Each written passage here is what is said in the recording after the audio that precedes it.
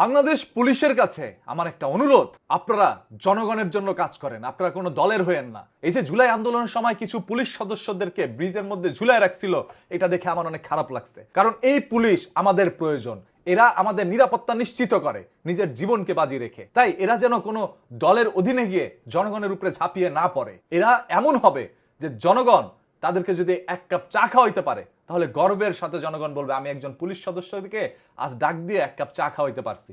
পুলিশকে দেখলে মানুষ রাস্তায় গিয়ে স্যালুট দিবে, সালাম দিবে, জিজ্ঞেস করবে স্যার ভালো আছেন। পুলিশ মরলে কোনোদিন বলবে না কমেন্টের মধ্যে আলহামদুলিল্লাহ। পুলিশের জায়গাটা সেই জায়গায় নিতে হবে। এইটাই হচ্ছে সংস্কার। এইভাবে সংস্কার করতে হবে। এই যে জুলাই আন্দোলনের সময় সাংবাদিকরা যেভাবে নিরপেক্ষ ভূমিকা পালন করেছিল, তারা জনগণের পক্ষে কথা বলছে। জনগণ কি করছে, জনগণ কি চায়, এই দেশের জন্য কোনটা ভালো, সেই জন্য কথা বলছে এই সাংবাদিকরা। যার কারণে 5ই আগস্টের পরে সাংবাদিকতার সম্মান আরো বেড়ে গিয়েছিল। আজ সেই সাংবাদিকের ভূমিকা যেন এমন না হয় যে তারা একপাক্ষিক দলের জন্য কাজ করছে, আবার যেন তাদের সম্মান হানি না হয়। আমি সেই জন্য তাদের প্রত্যেককেই, গণমাধ্যম এবং বাংলাদেশ আইন শৃঙ্খলা বাহিনী সবাইকে বলবো, আপনারা আপনাদের জায়গা থেকে সঠিক থাকেন, ইনসাফের জন্য কাজ করেন। আপনারা নিজেরা ইনসাফ প্রতিষ্ঠা করেন, সত্য প্রকাশ করেন। ধরেন বলেই দিলাম, জামায়াত ইসলাম যদি কোনো ভুল করে আপনি সেটা প্রকাশ করবেন, বিএনপি কোনো ভুল করছে আপনি প্রকাশ করবেন, আওয়ামী লীগ কোনো ভুল করতেছে আপনি প্রকাশ করবেন। প্রকাশ করা আপনার নৈতিক দায়িত্ব এবং এটা আপনার অধিকার।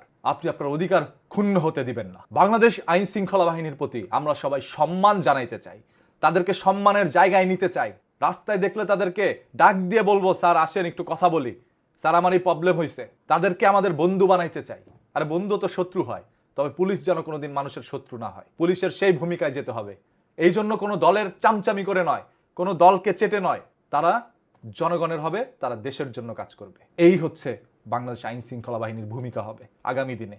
এইভাবে সংস্কার করতে হবে। পোশাক পরিবর্তন করতে করতে যদি পৃথিবীর প্রত্যেকটা রং শেষ করে ফেলেন, তারপরও এরা পরিবর্তন হবে না যদি সংস্কার এইভাবে করতে না পারেন। জনগণ আপনাদেরকে ভালোবাসে, সেই ভালোবাসার জায়গাটা আপনারা বুঝে নেন। কি কারণে জনগণ আপনাদেরকে এখন ভালোবাসে না, ওইটা খুঁজে নেন। তাহলেই দেখবেন ভালোবাসার কোনো কমতি নাই, সম্মানের কোনো কমতি নাই। একজন পুলিশ সদস্য, সে একজন কনস্টেবল হইল, তার সম্মান থাকবে জনগণের কাছে একজন অফিসারের চেয়েও বেশি।